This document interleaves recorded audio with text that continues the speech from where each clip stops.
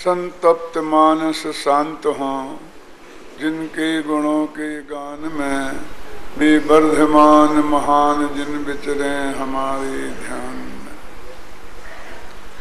समय सार परमागम जैनागम में सर्वश्रेष्ठ ग्रंथाधिराज है, अध्यात्म के ग्रंथों का सिरमौर है और उसके कर्ता आचार्य कुंद कुंद देव हमारी आचार्य परंपरा में सर्वाधिक महत्वपूर्ण प्रथम स्थान रखने वाले आचार्य हैं। जब हम मंगलाचरण में किसी को याद करते हैं तो बोलते हैं मंगलम भगवान वीरो, मंगलम गौतमो गणी, मंगलम कुंद कुंदाद्यो, जैन धर्मोस्तु मंगलम। माने आचार्य भगवान महावीर और गौतम गणधर के बाद तत्काल यदि किसी का स्मरण किया है तो वे हैं आचार्य कुंद कुंद। उसके बीच में श्रुत केवली भी हुए हैं, बीच में कोई आचार्य नहीं हुए हैं ऐसी बात नहीं है। भूतबली पशुदंत भी हुए हैं, फिर भी सबका उल्लंघन करके और कुंद कुंद का व्यक्तिगत नाम रूप से स्मरण करना और बाकी सब आचार्य परंपरा को आदि में समेट लेना। अकेले कुंद कुंद की बात नहीं, कुंद कुंद आदि आचार्य, नामोल्लेख पूर्वक कुंद कुंद का, और बाकी में सब समझ लीजिए आज तक जो भी उनकी परंपरा में, कुंद कुंद की परंपरा में वीतरागी संत, बाबलिंगी संत हैं, उन सबको अकेले कुंद कुंदाचार्य के नाम में समेट लिया गया। हाथी के पैर में जिस प्रकार सबके पैर समाते हैं, ऐसे आचार्य कुंद कुंद में संपूर्ण दिगंबर जैन परंपरा समाहित हो जाती है। आप जानते हैं यही छंद जब श्वेतांबर परंपरा में बोला जाता है तो वहां ऐसा बोलते हैं कि मंगलम भगवान वीरो, मंगलम गौतमो गणी, मंगलम स्थूल भद्राद्यो, जैन धर्मोस्तु मंगलम। वो स्थूल भद्रादि आचार्यों को याद करते हैं, अपने यहाँ कुंद कुंदादि आचार्यों को याद करते हैं। इससे लगता है कि कुंद कुंदाचार्य दिगंबर परंपरा के सर्वश्रेष्ठ आचार्य के रूप में उस वक्त माने गए। आप कहेंगे भद्रबाहु क्यों नहीं? क्योंकि जब तक दोनों परंपराएं जुदी हुई ही नहीं थी, एक ही परंपरा थी, तो एक परंपरा के तो दो ले लिए ना, महावीर और गौतम स्वामी। जब दो परंपराएं हो गई तब ये दो नाम ऐसे अलग अलग आए। पर ये जो छंद है ये बहुत प्राचीन छंद है, कहाँ कब किसने बनाया ऐसा कोई उल्लेख कहीं मिलता नहीं है। इसी प्रकार का छंद हमारी हिंदू समाज में भी प्राप्त होता है कि मंगलम भगवान विष्णु, मंगलम गरुड़ध्वजा, मंगलम पुंडरीकाक्षो, मंगलाय हरो हरि, है ना। अब मतलब इसी तरह से हर जगह ऐसा प्राप्त होता है। अब हमें इस चक्कर में नहीं पढ़ना चाहते हैं कि उनसे हमने लिया कि हमने उनसे लिया कि उनने हमसे लिया, लेकिन ये सब परंपराओं में ये पाया जाता है और इसके लेखक आचार्य का नाम हमें उपलब्ध नहीं है। और जिन परंपराओं में पाया जाता है वो प्राचीनतम परंपराएं हैं, इसलिए ये छंद बहुत प्राचीन छंद है। तो आचार्य कुंद कुंद का दिगंबर परंपरा में क्या स्थान है, ये बात हमारे सामने स्पष्ट होती है। दूसरी एक बात मैं आपसे बहुत महत्वपूर्ण कहना चाहता हूं कि हमारे जिन मंदिरों में जितनी भी मूर्तियां विराजमान हैं वो 24 तीर्थंकरों की हैं, और अब कुछ और भी आ गई हैं। जो भी जितनी भी विराजमान हैं उनमें भगवान महावीर की मूर्तियां यदि होंगी तो 1/24 होंगी। अनुमान तो यही करेंगे ना, क्यों? अरे 24 की होंगी तो एक होगी ना उसमें 24 में। माने हर मूर्ति पर भगवान महावीर का नाम नहीं लिखा होगा, ना चिन्ह खुदा होगा। लेकिन कुंद कुंद ऐसे आचार्य हैं कि जिस हर दिगंबर मूर्ति पे उनका नाम अवश्य लिखा होगा। आप समझ लो दोनों में कितना अंतर आया। पार्श्वनाथ की हो तो कुंद कुंद, आदिनाथ की हो तो कुंद कुंद, कुंद कुंद आमनाए, है ना। जब वक्ता शास्त्र पढ़ते हैं तो पहले बोलते कुंद कुंद आमनाए, पंडित टोटम मिलने विचतम, बनारसी दासे न विरचतम। अब और किसी का भी नाम लो, किसी आचार्य का, जिनसेनाचार्य विचतम, रविहरणाचार्य विचतम, लेकिन वो उसमें कुंद कुंद का नाम अलग आएगा। उनका तो एक एक का आएगा जिसने बनाया होगा। गजब है, बनाया का एक का नाम और नहीं बनाया जिसने, उसमें सब में उसका नाम। इससे उनकी क्या महिमा रही है, ये बात अपने ख्याल में आती है।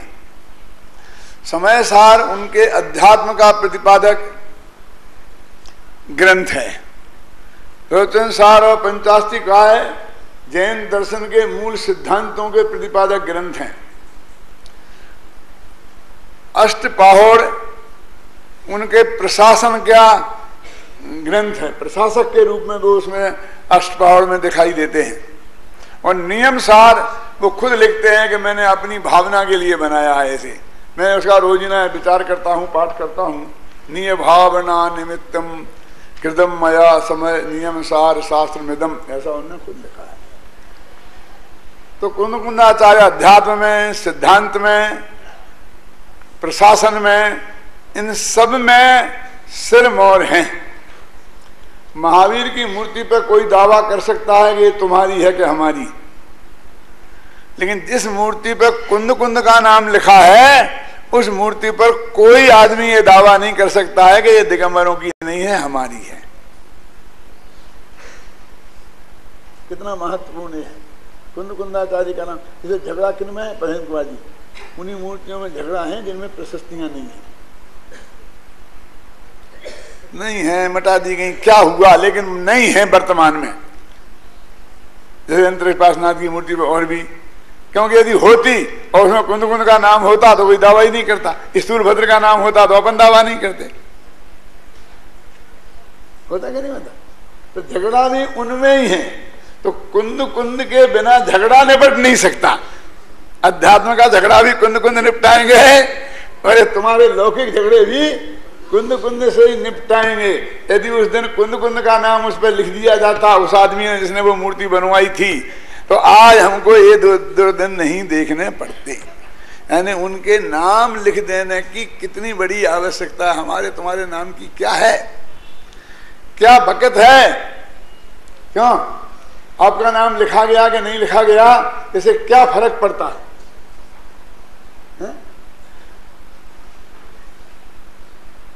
कुंद कुंद का नाम नहीं लिखाया जाएगा तो कितना फर्क पड़ता है। इस बात के लिए मैं एक बात कहता हूं बहुत महत्वपूर्ण, कि जो नाम दिए जाते हैं शास्त्रों में, को उस लेखक के मान पोषण के लिए, बड़कपन के लिए नहीं दिए जाते हैं, उसके ग्रंथ की प्रमाणिकता के लिए दिए जाते हैं। क्या आदमी देखता है किसका है, कि उनके फलाने का है, कि लाओ मैं जरूर पढ़ूंगा, मैं जरूर लो, दे दो। प्रेमचंद का है उपन्यास, लाओ लाओ, कितना का है ले लो।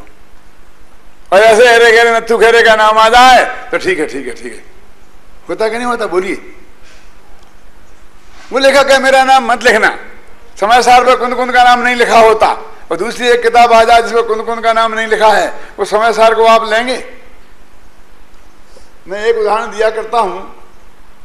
माखनलाल चतुर्वेदी एक बहुत बड़े कवि हुए हैं स्वतंत्रता संग्राम के, और वे आपके पास के हैं, वहां खंडवा के आसपास के हैं।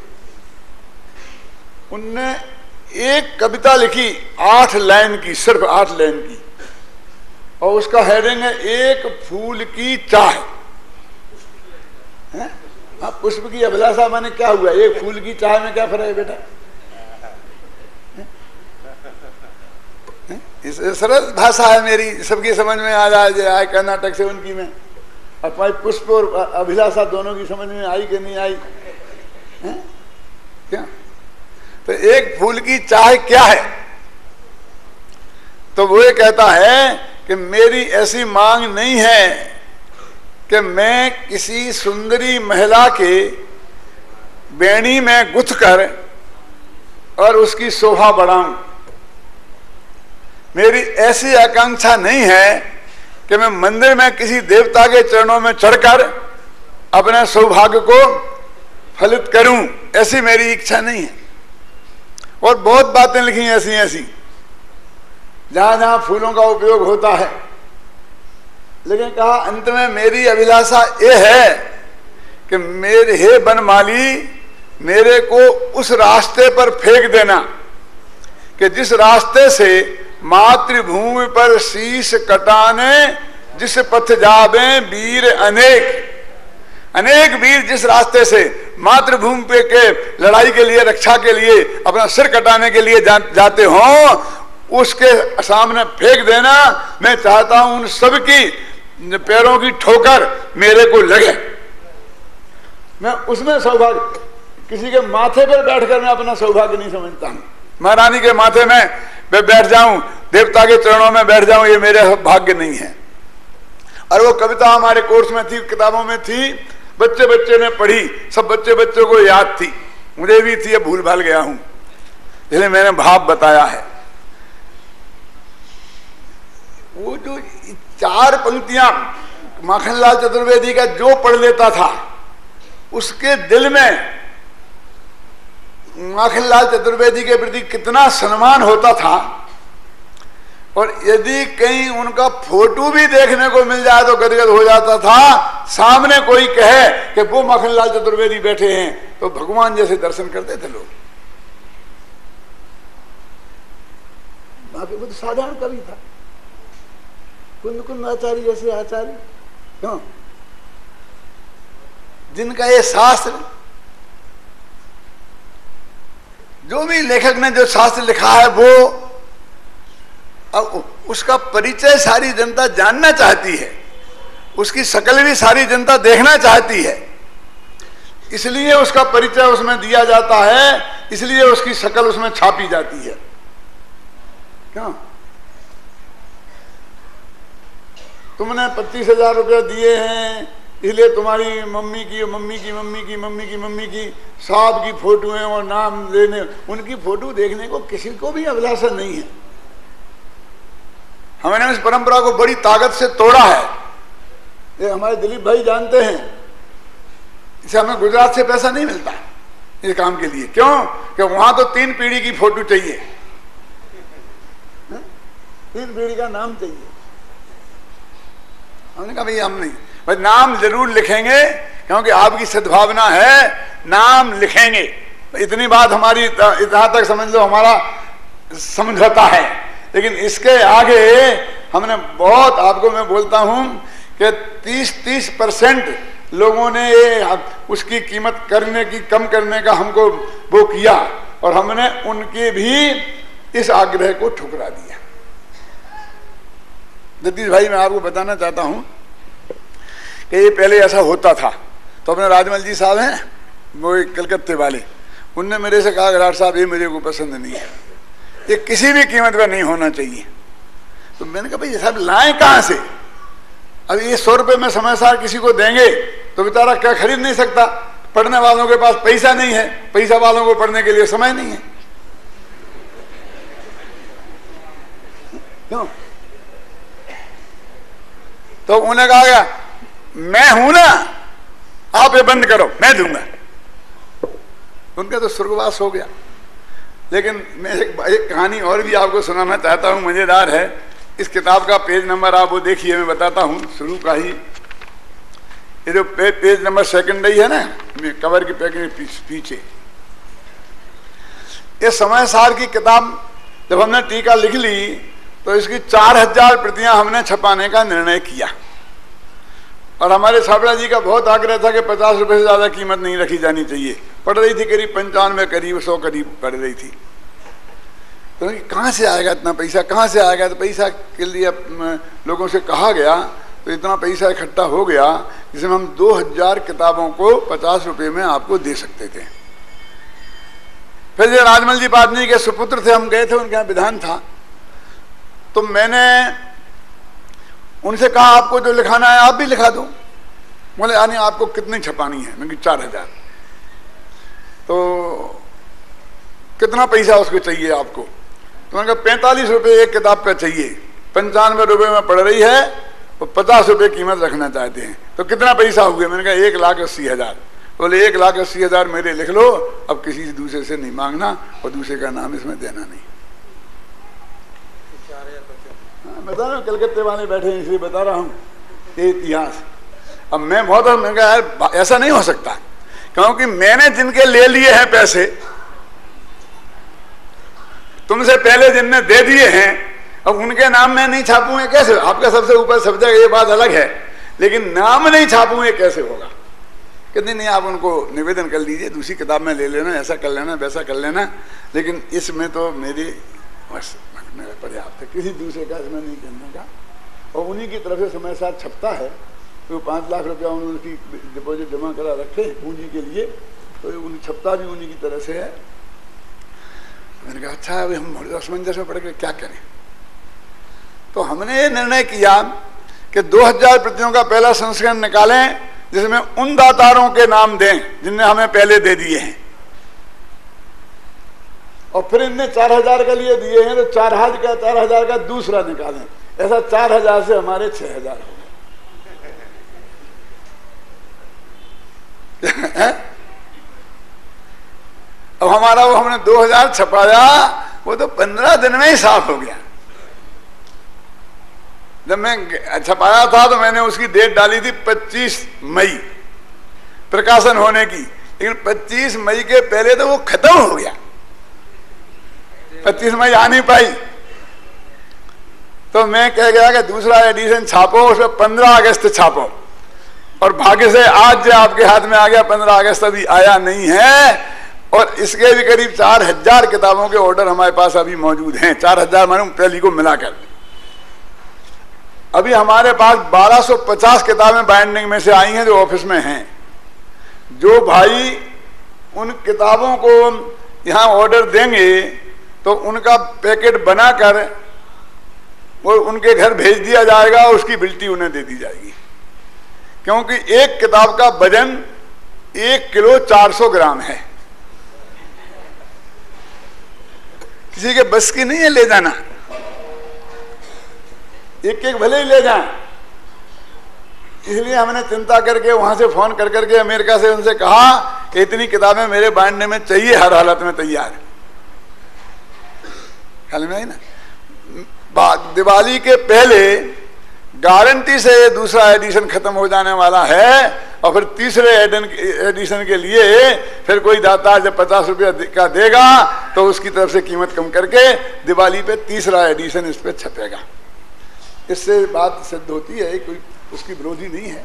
हमने भी इसका जो मर्म समझा है वो आचार्य कुंद से समझा है, आचार्य अमृतचंद से समझा है, जयसेन से समझा है, पंडित जयचंद जी छाबड़ा के बिना उसका समझ में आ ही नहीं सकता था, गुरुदेव से समझा है, सबसे लिया है और सबने लिखा है। तो हमारे दिल में ये भाव आया कि सरलतम भाषा में, अब कभी आप किसका स्वाध्याय करेंगे, यहां देखिए इस गद्दी पे भी दोनों किताबें रखी हैं और आपके हाथ में भी दोनों किताबें हैं। 200 किताबें ये रखी हैं, यहाँ 200 वो रखी हैं। जिसको मर्जी आए इससे पढ़े, जिसको मर्जी आए उससे पढ़े, वो कोई बाध्य नहीं है हम कि वो इसी हमारी किताब से पढ़े। और आप भी जिससे वक्ता पढ़े उसमें देखिए, और जरूरत हो तो बगल में जो रखी है इसमें से देख लीजिए। हम चाहते हैं कि आप कंपैरेटिव स्टडी करें, ख्याल में आए ना, और उससे कुछ आपको अच्छा बुरा लगे तो उसे हमें जरूर बताएं। बुरा लगेगा तो हम कोशिश करेंगे कि आपके बुरा लगेपन को हम उसमें से दूर करें अगली एडिशनों में। अच्छा लगेगा तो हमें शाबाशी मिलेगी, तो हमको और ग्रंथों पर भी इस तरह का काम करने का विकल्प आएगा। मेरे कहने का मतलब उसको नहीं पढ़ने के लिए ये नहीं लिखी गई है, बल्कि ये तो हर एक पहले देवशास्त्रु की पूजन थी, देवल जी ने बनाई, फिर हमने बनाई, फिर और लोगों ने हजारों ने बनाई। ये तो अपनी अपनी भक्ति है, हर एक बनाएगा जिसको जो आवश्यकता समझेगा। इसमें किसी का ऐसा नहीं है कि वो थी तो ये क्यों और ये थी तो ये क्यों। मैं तो कहता हूं आप और एक बनाइए इससे भी बढ़िया, जो सरल है, जिसमें ताकत होगी वो जिंदा रहेगी, इसमें ताकत नहीं होगी, वो जिंदा नहीं रहेगी, इसमें कोई क्या कर सकता है। तो ये जो इस टीका का अब मंगलाचरण अभी अपन ने पढ़ा, उस मंगलाचरण में इस समय सार की टीका में क्या कहा गया है, वो ही बात अत्यंत संक्षेप में कहने की कोशिश की गई है ना। और कुछ नहीं कि इसमें क्या है। तो ये ज्ञायक भाव प्रबोधनी टीका है ना, तो ज्ञायक भाव का क्या स्वरूप है उसी मंगलाचरण में वही डाला। ज्ञायक भाव का प्रबोध होना चाहिए ना, तो वही मंगलाचरण के छंद में वही सब चीज डाली है, और कोई दूसरी बात उसमें नहीं है। पहले तो पंच परमेष्ठी को नमस्कार करके ज्ञायक भाव प्रबोधनी टीका लिखने का संकल्प किया है। 3 दोहा जो छंद हैं उनमें एक शब्द ऐसा है जो बहुत से लोगों को स्पष्ट नहीं होगा, बाकी तो बहुत सरल है, इसलिए मैं समझाने की आवश्यकता नहीं समझता हूं। लेकिन एक शब्द है, ये गुण। तो ये गुण माने क्या है? गुण माने गुण स्थान, गुण माने ज्ञान गुण, दर्शन गुण, चारित्र गुण नहीं है। हाँ, अन्य जी बैठे हैं। हाँ, ये गुण स्थान अर्थ है इसका। क्यों? ऊपर से देखो, आचार्य पाठक मुनि प्रमत्त और अप्रमत्त गुण में नित्य विचरण करें। या तो छठवें गुण स्थान में रहते हैं, सातवें में रहते हैं, साथ में झूलते रहते हैं। तो छठवें सातवें गुण स्थान में झूलने वाले आचार्य, उपाध्याय और साधु, उनको नमस्कार किया है। तो आपका गुण क्यों लिखा? तो गुण स्थान लिखना चाहिए था, तो जगह नहीं थी। जगह नहीं थी तो ऐसा थोड़ी चलता है कि गुण स्थान की जगह गुण लिख दो। तो गोमर सार में लिखा है गुण संज्ञा, ये इसकी गुण संज्ञा है। ये गुण स्थानों का जो वर्णन करते हैं, इसकी संज्ञा माने नाम गुण है, वो तो स्थान लगा दिया है, मार्गणा स्थान। तो गुण स्थान, गुण मार्गणा ये है मूल। तो स्थान तो अपन लगा देते हैं, रतन चंद, हुकुम चंद, चंद तो सब में ही लगा है, नाम तो हुकुम है। हम क्या करें, वो अमेरिका वाले लिखते हैं भारिल चंद हुकुम।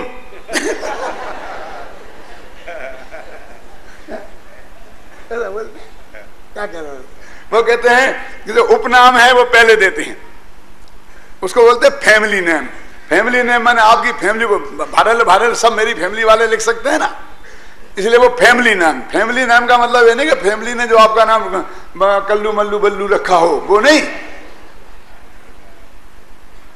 फैमिली नाम माने जिस नाम से आपकी फैमिली पुकारी जाती हो, कैनेडी की फैमिली, बुश की फैमिली, नेहरू फैमिली, समझ गए ना, ऐसे भारत, वो फैमिली नेम है भारल, समझ गए ना।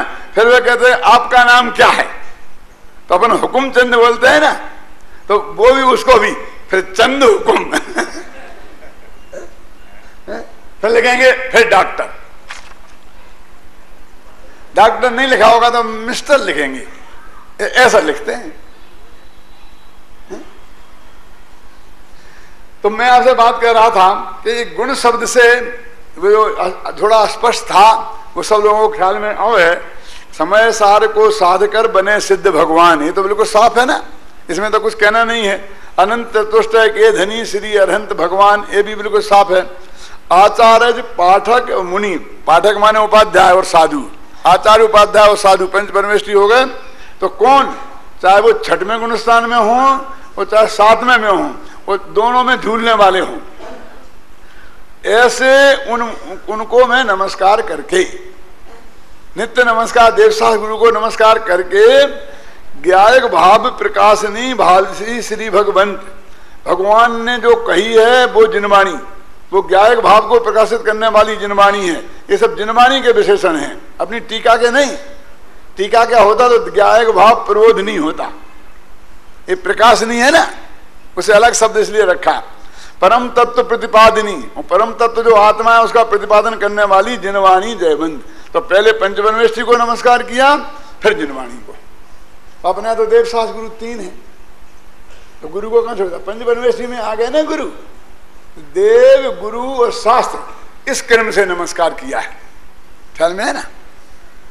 तो ये जो थोड़ा सा विशेषता है वो मैंने आपको बताई, लेकिन बहुत सरल भाषा है, मैं ऐसा समझता हूं कि पूरे समय सार में आपको किसी अर्थ को बताने की जरूरत नहीं पड़ेगी, कोई आदमी आपको बताए। सिर्फ उन शब्दों को छोड़कर जो पारिभाषिक शब्द हैं और जिनकी जगह कोई सरल शब्द का प्रयोग किया ही नहीं जा सकता। मैं सम्मा दर्शन के लिए क्या लिखूं? अच्छी तरह देखना चलेगा? तो है ना, राइट क्या है वो, राइट नॉलेज, राइट आप बना राइट फेथ, बस है इसमें, इसका भाव आता है क्या, है ना? तो इसलिए ये जो पारिभाषिक शब्द हैं इनको शास्त्रों में पद बोलते हैं। पद माने अंग्रेजी में बोलते हैं टर्म। वर्ड और टर्म, इन दोनों का अंतर समझते हो? एक शब्द जिसका अर्थ सीधा सच्चा कोई पदार्थ है वो तो है शब्द। अब जैसे राष्ट्रपति, तब कोई भी पति शब्द का अर्थ होता है पत्नी का पति। अब वहां कोई देश का पति नहीं है, देश उनकी पत्नी हो ऐसा नहीं है। तो राष्ट्रपति एक पद है और उसके क्या क्या अधिकार है वो संविधान में लिखे हैं। वो राष्ट्रपति शब्द उसके लिए है, इसलिए वो राष्ट्रपति शब्द पद है, वो शब्द नहीं है। अपने दिनागम में कितने पद हैं, कितने शब्द हैं ये नहीं लिखा। अब बोलते पदावली, शब्दावली नहीं। शब्दावली तो डिक्शनरी है। पदावली माने पारिभाषिक शब्दों का स्पष्टीकरण। अरिहंत, हरि नाम शत्रुओं को मारे, जो हंत माने मारे वो अरहंत, बिल्कुल गलत है, टोटली रॉन्ग है। वे हत्यारे हैं, वे किसी को मारने वाले हैं। ये क्या व्याख्या कर रहे हो तुम? तो हमारा अरिहंत अरुहंत जो भी शब्द है वो पारिभाषिक शब्द है। जो चार घातिया कर्मों से रहित हैं, जो केवल ज्ञान के धनी हैं, अनंत चतुष्टय के धनी हैं, अभी चार घातिया कर्म हैं, अभी देह में विद्यमान हैं, जो एक विशिष्ट स्थिति है वो उसको बताने वाला वो भाव है। तो अरिहंत शब्द का वही भाव बताया जा सकता है। ये शाब्दिक व्याख्या से, जिसे व्युत्पत्ति की बोलते हैं, हर शब्द को ऐसी तोड़ मड़ोड़ करना अच्छी बात नहीं है। तो पद को आपने निचोड़ डाला है, पद को खंडित कर दिया है। तो कहने नहीं, अरिहंत तो अच्छा नहीं लगता, क्यों मारने की बात आती है, हत्यारे की बात आती है। तो अरुहंत तो क्यों कि जो द्वारा जिनका संसार उगे नहीं। रुहंत माने उगना ना, हो गया अरुहंत। रुहंत माने फिर ये संसार में द्वारा भटकेंगे नहीं। फिर उन्होंने कहा नहीं अरहत, अथवा वो आता ना अरहंत। तो ये हमारा पद है, कहीं ई चलता है, कहीं विकल्प से आ रह जाता है, कहीं पर ये हो जाता है। तो इससे कुछ नहीं है। एक एक तरह के शब्द, पानी जैसे अपने होता है ना कि कई शब्द हैं, दो तरह, आत्मा तो ता पूरा भी लिखा जाता है और आधा भी लिखा जाता है। आत्मा और आत्मा आधा ता लिखा जाता है, तो उसे अर्थ थोड़ी बदल गया। ये तो तत्सम रूप बनते हैं इस तरह से। और तदभव ऐसे बहुत चक्कर है, वो जो है मैं आपको नहीं समझाऊंगा, जिसकी वजह से ये बात ऐसी हो जाती है। तो इसलिए ये हमारे पारिभाषिक जो शब्दावली है, यदि उससे आप परिचित हैं तो आपको इस टीका को पढ़ने से किसी पंडित की जरूरत नहीं पड़ेगी। और इसमें यह है कि गाथा का पद्यानुवाद भी है और गद्य में अनुवाद भी है नीचे। फिर कलश का पद्यानुवाद है, फिर गद्य में भी उसका अनुवाद है। लेकिन और जगह ऐसा होता है, जैसे कि मान लीजिए कि गाथा का अर्थ तो लिखा देवचंद जी छाबड़ा ने, पद्यानुवाद किया मान लो नेमीचंद जी पाटनी ने, फिर तीसरी चीज की तीसरे ने, गद्य लिखा फिर मेरा अलग में अनुवाद होकर हमारे सामने आया है। वो जयचंद जी की छाबड़ा की भाषा कहाँ है? वो जयचंद जी छाबड़ा की भाषा पढ़ोगे तो एक ही अक्षर समझ में नहीं आएगा। तो ये एक सब एक ही, माने हमने कलशों का भी अनुवाद, वो भी अत्यंत सरल। आप मूल कलश को और उसको पढ़ेंगे दोनों को, पहले एक दफे मूल कलश को पढ़िए, फिर उसका नीचे हिंदी में भाव वो पढ़िए, भाव गद्य में, और फिर आप वो पद्यानुवाद पढ़िए तो आपको पता लगेगा कि जो बात उसमें कही गई है वो बात पूरी तरह उसमें आई है कि नहीं, जो आ सकती है श्रेष्ठ तरीके से। तो इस तरीके से इसमें सरलतम भाषा में अधिकतम लोगों के पास समय सार को पहुंचाना ही उद्देश्य है। देखो, सूर और तुलसी की हिंदी को कौन समझता है, समझ में है ना। लेकिन आज हर दिन भाषा बदलती है। 12 कोश पे वाणी बदले और 12 बरस में भाषा। क्या एक यहां से 12 कोश चले जाओ आगे तो दूसरी वाणी आ जाएगी, बोलने का टोन अलग हो जाएगा। इंदौरिया भाषा अलग है, मालवा की भाषा अलग है, भोपाल की अलग है, समझे ना भाई, बीना की अलग है, झांसी की अलग है। आप देख लेना जाकर के, थोड़ा थोड़ा फर्क पड़ता है। क्यों? आगरा की बिल्कुल अलग है, वो पहचान लेते हैं हमसे। हमारी आज तक बोली में कहते साहब आप इधर के राजस्थान के तो नहीं हो, आप बताओ सच्चे कहाँ के हो। ये क्यों? आपकी आवाज से ऐसा मालूम नहीं पड़ता, भाषा से बोलते हो, प्रवचन सुनते हो कि हम उधर के हैं, बुंदेलखंड। हाँ बुंदेलखंड, अब समझ में आ गया, ठीक है ठीक है। कितना ही हम रट के समझ के बोलें, लेकिन मूल टोन जाता नहीं है। गुजरातियों की हिंदी, ई और बड़ी ई और छोटी ई का फर्क ही नहीं है उनके यहाँ। महाराष्ट्रियों की भी यही हालत है। क्यों? बीमारियों को लिखेंगे बीमारियों। संसारी जीवना, जीवना क्या होता है? जीवना है कि जीवना, जीव शब्द है कि जीव शब्द है। तो कहेंगे करना तो जिए ना हो सकता है, जिए शब्द है, संसारी जिए ना। तो मेरे कहने का अर्थ है कि उनको लगता ही नहीं है कि इसमें हिंदी छोटी बड़ी में कुछ फर्क पड़ गया। तो हर जगह की ये भाषा का फर्क अलग अलग होता है। तो ये लेटेस्ट भाषा में लिखना बहुत जरूरी है।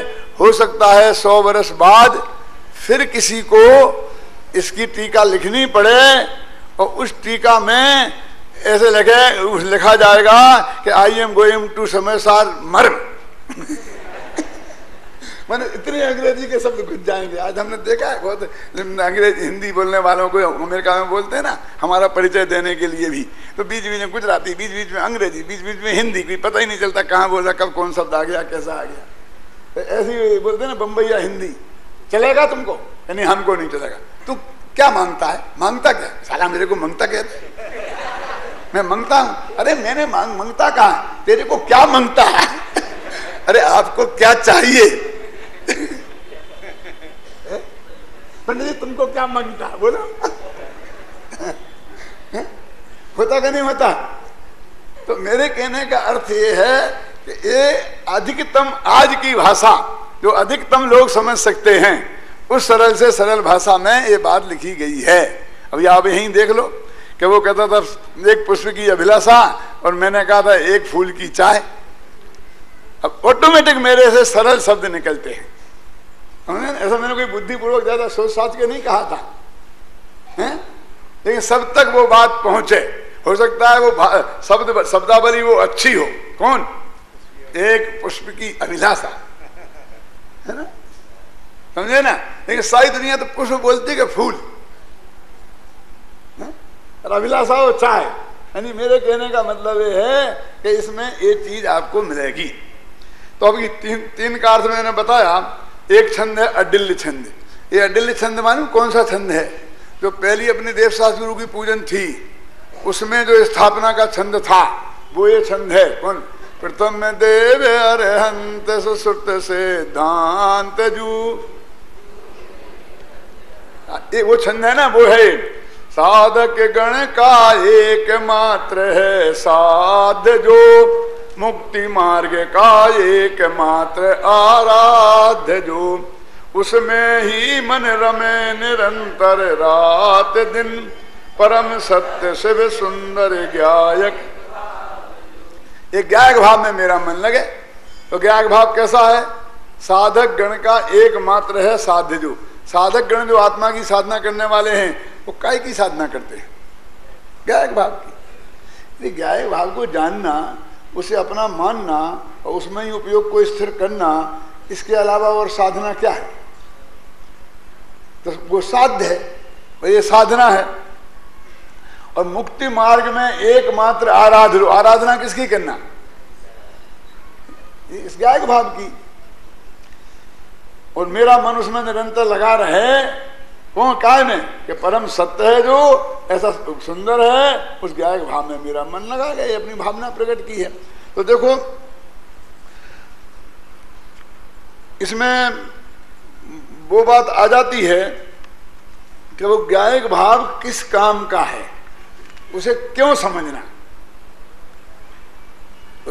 तो क्योंकि उसके ज्ञान का नाम सब में ज्ञान है, उसके दर्शन माने अपनापन स्थापित करना। देखो दर्शन शब्द में है ना आत्मावलोकन, कोई देखना कहता है दर्शन का अर्थ, कोई श्रद्धा कहता है, कोई विश्वास कहता है, कोई तुम्हारी जितनी श्रद्धा हो उतना दे दो, भावना कहता है। लेकिन वास्तव में मेरी दृष्टि में जो बात इसका अर्थ है वो आप तक नहीं पहुंचता है इन सब शब्दों से।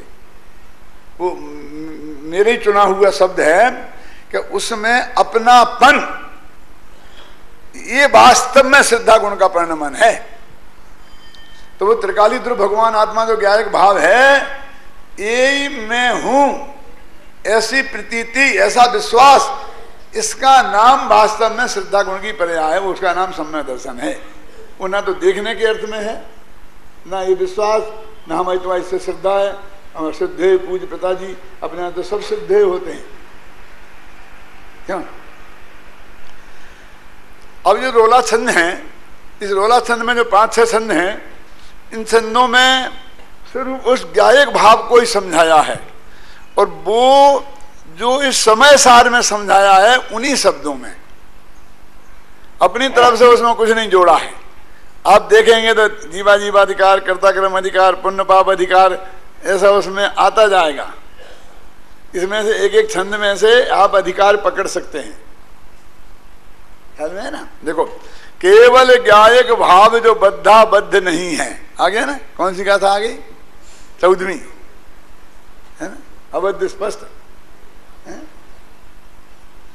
केवल गायक भाव जो बद्धा बद्ध नहीं है, जो प्रमत्त अप्रमत्त और शुद्धा शुद्ध नहीं है। ये 6वीं 7वीं आ गई ना, है ना।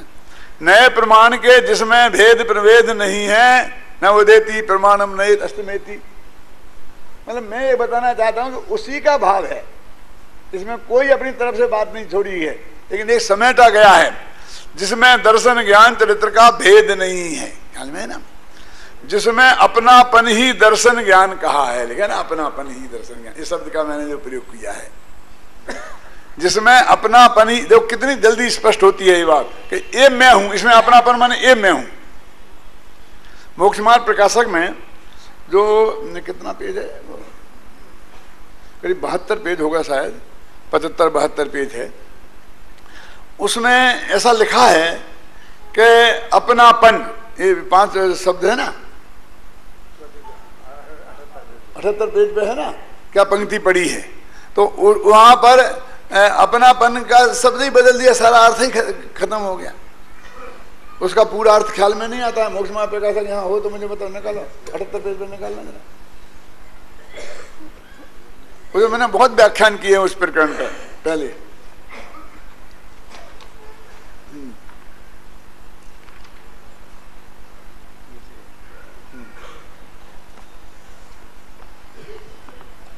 तो प्रथम तो दुख दूर करने में आपा पर का ज्ञान अवश्य होना चाहिए। अभी आपा पर ये शब्द वैसे ही का वैसा ने रखा है, तो हमने संपादन करके छपाया ना, तो पहले उसमें पहले में था तो क्या लिखा था, अपना और पर का ज्ञान अवश्य होना चाहिए। ये अनुवाद है पहले में, ये जो यहां से हमने संपादन किया ना उसमें ये बदला है। तो अपना और पर का ज्ञान होना चाहिए, ये बातें ही नहीं कहना चाहते हैं वो। फिर तो सर्वज्ञ होना चाहिए। प्रथम तो आपा पर, प्रथम तो सर्वज्ञ होना चाहिए, बाद में समर्थन होगा। अपना और पर का ज्ञान अवश्य होना चाहिए। तो एक आपा पर का अर्थ होता है अपने में अपनेपन का, और पराये में परायेपन का ज्ञान अवश्य होना चाहिए। ये इसका अर्थ है। आपा पर का ज्ञान अवश्य होना चाहिए कि क्या अर्थ है जतीश भाई? अपने में अपनेपन का और पराये में परायेपन का ज्ञान अवश्य होना चाहिए। ये मैंने पहले व्याख्यान बहुत किए इस पर सैकड़ों व्याख्यान होंगे इस पर, इसी पंक्ति पर मैंने किए हैं पहले। अब किसको कितने याद है पता नहीं, किसने कितने सुने हैं। कि भाई यहाँ पर आपा पर का अर्थ ये नहीं होता है। आपा माने आत्मा नहीं, आपा माने अपना आत्मा और पर का, तो आपा पर का माने अपने में अपनापन और पर में परायापन, इसका ज्ञान होना जरूरी है, पर का ज्ञान होना जरूरी नहीं है। पर का ज्ञान नहीं हो तो परायापन कैसे होगा? ये ज्ञान माने डिटेल जानना जरूरी नहीं है, वो तो सर्वज्ञ जाने। ये शरीर है, शरीर पर है, तो शरीर को जानना जरूरी नहीं है कि इसमें कितनी हड्डियां हैं, कितना खून है, कितना मांस है, कब तक जिएगा, कब तक मरेगा, ये जानना जरूरी नहीं है। तो क्या जानना जरूरी है?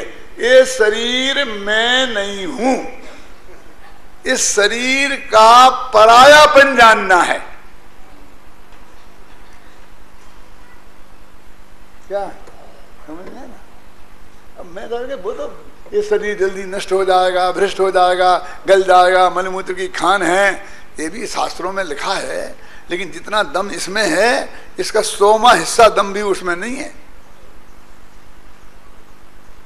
पंडित शेखर चंद जी, क्यों नहीं है? क्योंकि जब हमारा अपने है ही नहीं मेरा, तो गंदा हो तो क्या और साफ हो तो क्या, और जल्दी खत्म हो जाए तो क्या, और चाहे लाखों वर्षों तक जीऊं तो क्या, और चाहे मृत्यु आज ही आ जावे तो क्या, तब उसके चिंतन से क्या लेना देना है? तब मैंने ये कह दिया कि ये पराया है, इसमें हमारा परायापन आ गया, फिर वो हारे गई कि बेड़े गई, इससे क्या फर्क पड़ता है?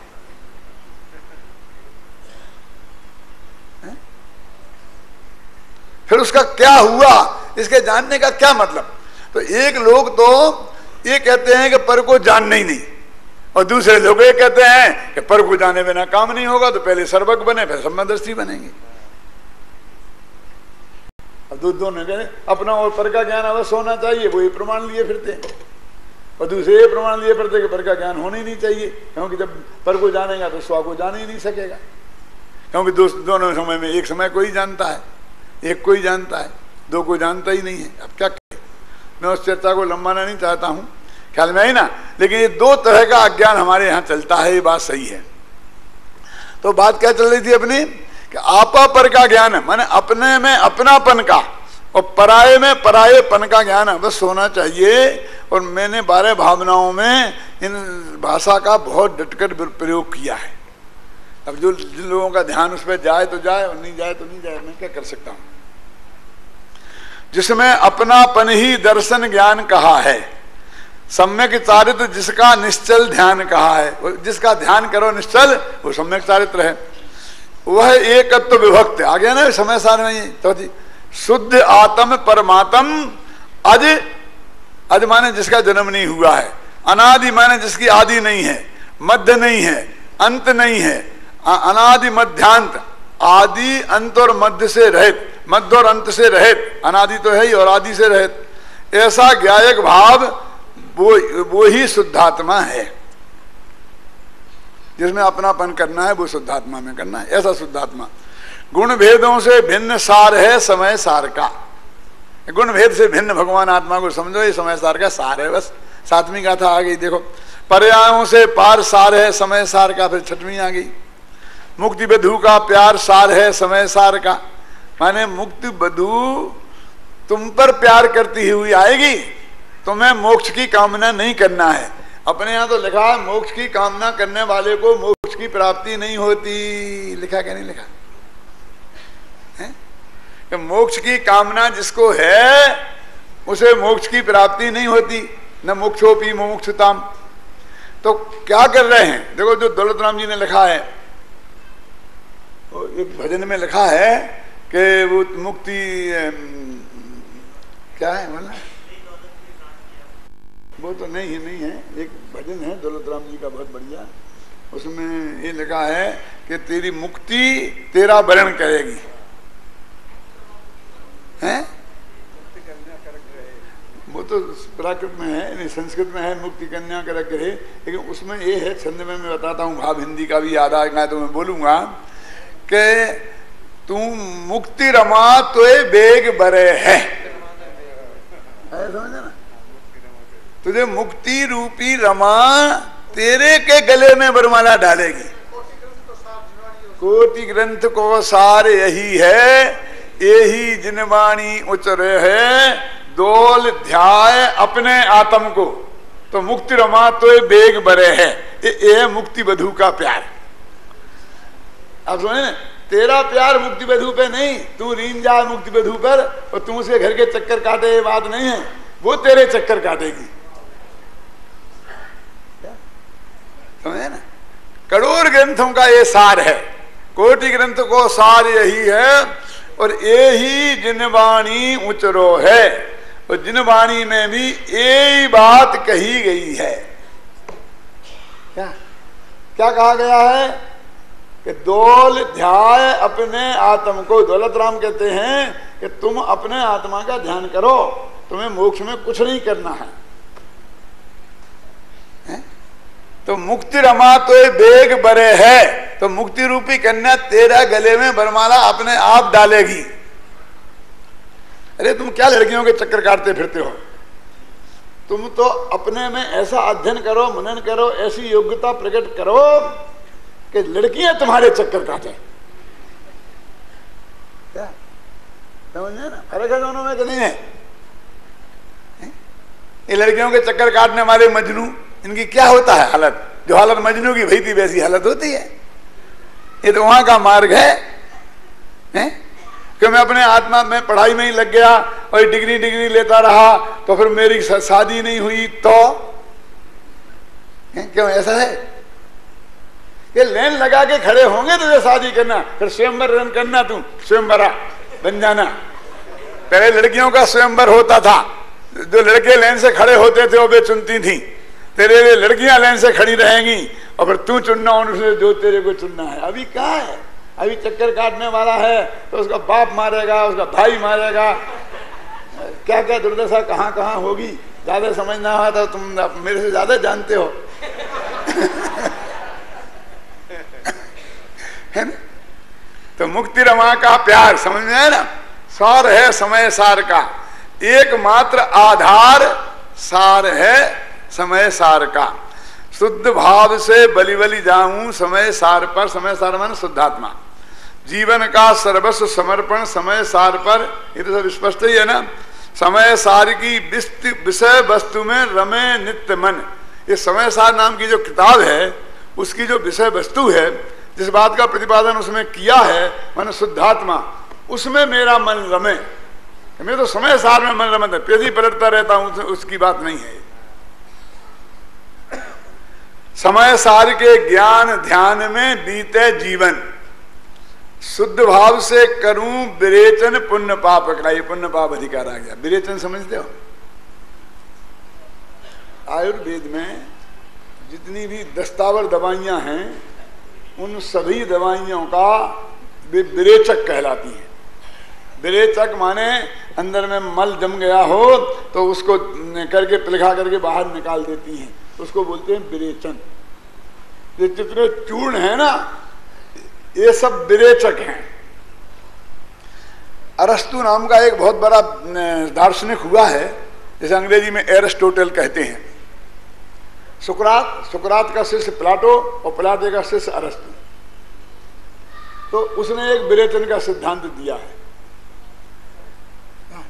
और उसका विरेचन का सिद्धांत का अर्थ क्या कि हर आदमी में कोई ना कोई भावना बहुत प्रबल होती है, और उसमें एक भावना इस सब में होती है कि मैं दुनिया में सबसे ज्यादा जाना जाऊं, सब लोग मेरी प्रशंसा करें, मतलब आगे आने की इच्छा एक भी आदमी ऐसा नहीं होगा जिसमें नहीं होती है।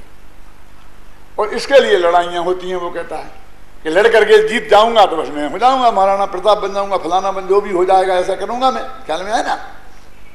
तो ये युद्धों को रोकने के लिए हमें क्या करना चाहिए? इसको बोलते हैं, उन्हें जिजीव, उनको वो कौन सी इच्छा बोलते हैं? जीतने की इच्छा, हाँ, जिजीगिषा। तो जीतने की इच्छा जो उनकी है उसका विरेचन करो तुम, यानी वो अंदर में पेट में जम जाएगी तो अनर्थ करेगी, तो उसको तुम दस्त दवाई दे दो और वो निकल जाए तो फिर वो लड़ेंगे नहीं। यूनिवर्सिटियों में कौन लड़के सबसे ज्यादा गुंडागिर्दी करते हैं? जो सबसे ज्यादा कमजोर होते हैं पढ़ाई में। क्यों? कि उनको आगे आने का कोई दूसरा रास्ता ही नहीं दिखता है। पढ़ाई में तो टॉप कर नहीं सकते हैं, तो बस गुंडागर्दी में टॉप करते हैं। तो उन्होंने कहा विरेचन का सिद्धांत। तो विरेचन का सिद्धांत क्या कि जो जिसमें योग्यता है उसको उसमें जीतने का मौका दो। तो खेलों का जो विकास हुआ है, इतना महत्व मिल गया खेलों को, वो अरस्तु के उस सिद्धांत के आधार पर मिला है कि जिसको क्रिकेट खेलने में टॉप में आ सकता है तो वो सारी शक्ति उसमें लगा देगा। उससे कहें तू जा सेना में भर्ती हो जा, नहीं नहीं मैं नहीं जाऊंगा, तू डॉक्टर बन जाके मैं नहीं जाऊंगा, मैं तो क्रिकेट, क्योंकि टॉप में क्रिकेट में पहुंच सकता हूं। तो जो जिसकी योग्यता है उसको उसमें आगे बढ़ने का अवसर दिया जाना चाहिए, तो वो अपनी सारी शक्ति उसमें लगा देगा और उसको जीतने की जो इच्छा है उसका विरेचन हो जाएगा, तो बस वो लड़ाई में भाग नहीं लेगा। ये वैज्ञानिक, ये बड़े बड़े जो टॉप पर पहुंचे लोग हैं ना, ये सब लड़ाइयों के विपक्ष में होते हैं। ये कोई नहीं चाहते हैं कि लड़ाई हो, क्योंकि लड़ाई होते ही सारा ध्यान सेना पर, उन पे वे सब हीरो बन जाते हैं सैनिक, फिर उनके स्टेचू दर में लग जाते हैं, फिर नेताओं के नहीं लगते हैं, वैज्ञानिकों के नहीं लगते हैं, पंडितों के नहीं लगते हैं, सेठों के नहीं लगते हैं, सारे स्टेचू वो जो मर गए वहां वो सैनिकों के लग जाते हैं, उनकी पूजा होने लगती है लड़ाई होते ही। ये सब उसके विरोध में होंगे, क्योंकि उनका विरेचन होता है वहां, जिसके लिए वे वहां गए हैं। नहीं तो एक आदमी नौकरी करे, अंत तक निकल जाए सेनापति बन के, और दुनिया में कोई नाम नहीं जाने, एक दिन अखबार में नाम नहीं आए, ख्याल में आए, और एक युद्ध हो जाए तो रोजीना उसके फोटो छपे, रोजीना स्टेटमेंट आए, रोजीना पत्रकार घेरे।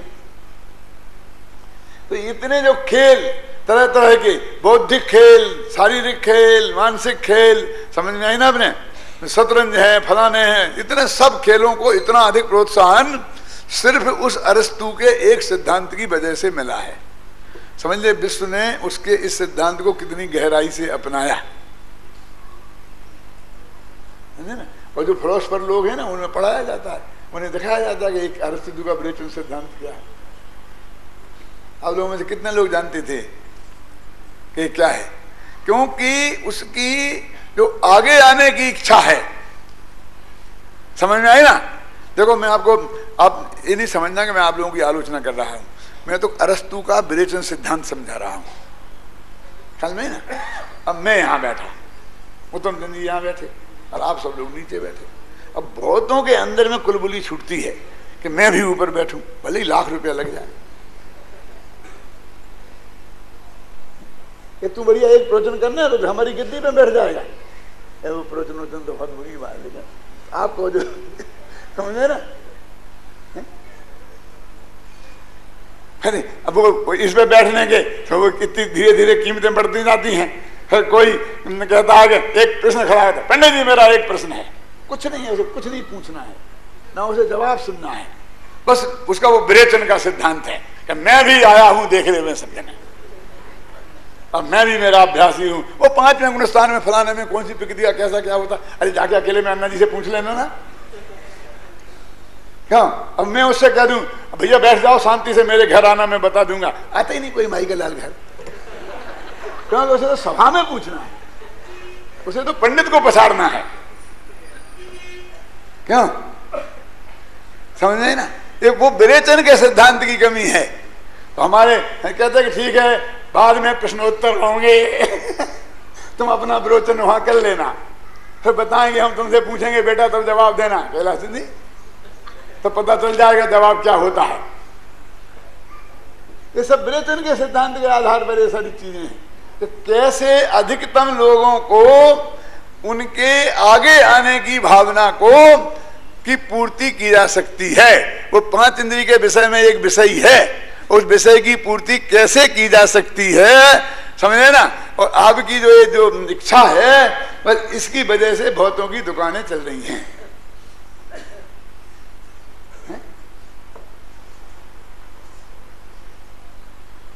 तो यहां एक देखने लगा ना, क्या अपना निकाय का अर्थ कर रहा हूं, शुद्ध भाव से करूं विरेचन पुण्य पाप का। मैं तो शुद्ध भाव को अपनाऊं तो पुण्य पाप के दस्त लग जाएं और निकल जाएं। कब विरेचन करना का मतलब समझे ना, जो अंदर में पुण्य करने का भाव, पाप करने का भाव है, उसे आगे बढ़ने का भाव है, डॉक्टर साहब समझे ना भंडारी। तो करूं मैं पुण्य पाप का, पुण्य पाप अधिकार आ गया। शुद्ध भाव से करूं विवेचन समय, विवेचन समय सार का, और समय सार का विवेचन भी बिल्कुल पवित्र भाव से करूं, इस विवेचन के सिद्धांत के अंतर्गत नहीं क्या है? कि मेरा भी विवेचन होना चाहिए, मैं भी शास्त्रज्ञ हूं, सबको जानना चाहिए क्या? तो कहते मैं समय सार का जो विवेचन कर रहा हूं वो बिल्कुल पवित्र इस भाव से कि लोग उसके मर्म तक पहुंचे और उसको प्रोत्साहित हों। हमारे वो है ना पंडित रमेश चंद जी है ना, बैठे होंगे यहाँ, पहले हमारे ऑफिस में काम करते हैं, मंगल भवन में रहते हैं ना, क्या नाम, दाऊ दाऊ दाऊ, हमारे भी दाऊ बन गए। तो उनसे किसी ने पूछा, यहाँ मैं बात करते सुन रहा था, अन्ना जी से किसी बात हो रही थी, कभी तुमको कैसा लगा तुमने ये पढ़ा?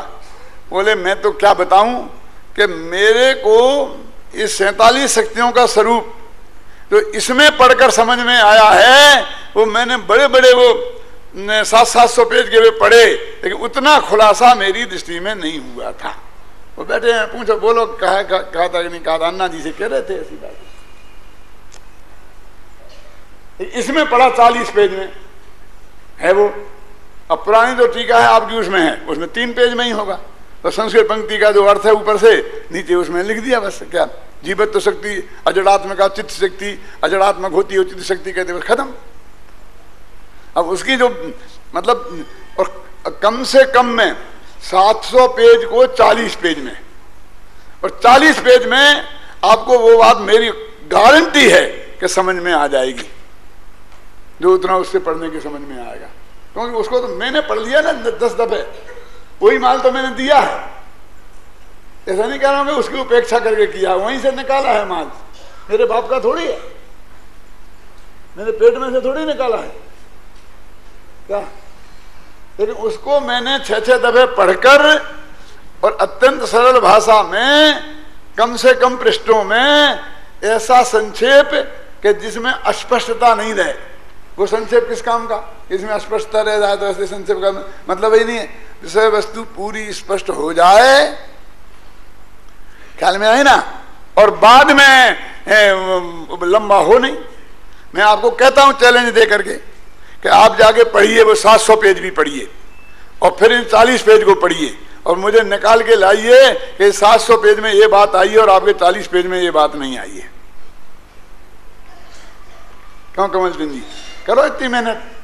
पर हम इतनी मेहनत करेंगे तो फिर आप क्या करोगे?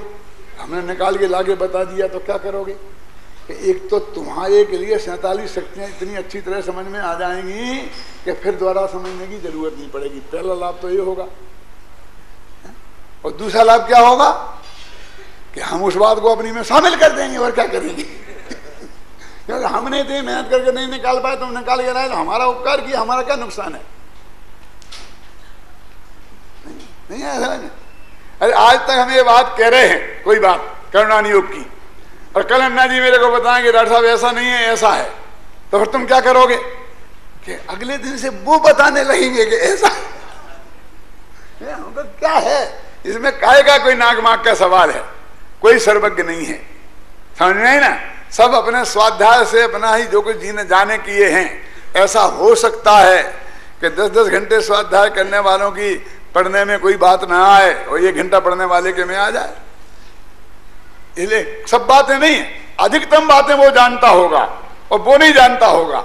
लेकिन एक बात तो ऐसी भी हो सकती है कि उसके ज्ञान में नहीं आई हो, तो उसमें क्या है? अरे तुम्हारी मेहनत से तुम्हारे ज्ञान में वृद्धि होगी और हमारे शास्त्र में वो सुधार होगा। ख्याल में आई ना। तो इस दृष्टि से ये शास्त्र का रचना की अपने से खत्म कर दें आज। आत्मख्याति टीका है जैसी गद्य पद्य में, गद्य में भी और पद्य में भी, ये कलश है ना, वैसी ही यह टीका होगी गद्य पद्य में, क्योंकि वो उनका अनुवाद भी होगा और वैसी भी हुई है, वही है ना।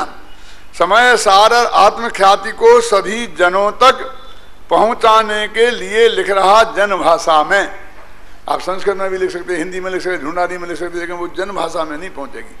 जो अधिकतम लोग आज विश्व के सबसे अधिक लोग हिंदी भाषा के जानने वाले हैं। कोई भाषा विश्व की अंग्रेजी सहित ऐसी नहीं है कि जिनकी संख्या हिंदी से ज्यादा जानने वालों की हो। ये बात अलग है कि हिंदुस्तान में ही हैं वो, और वे सारे विश्व में फैले अंग्रेजी वाले, वो ताकतवर लोग हैं।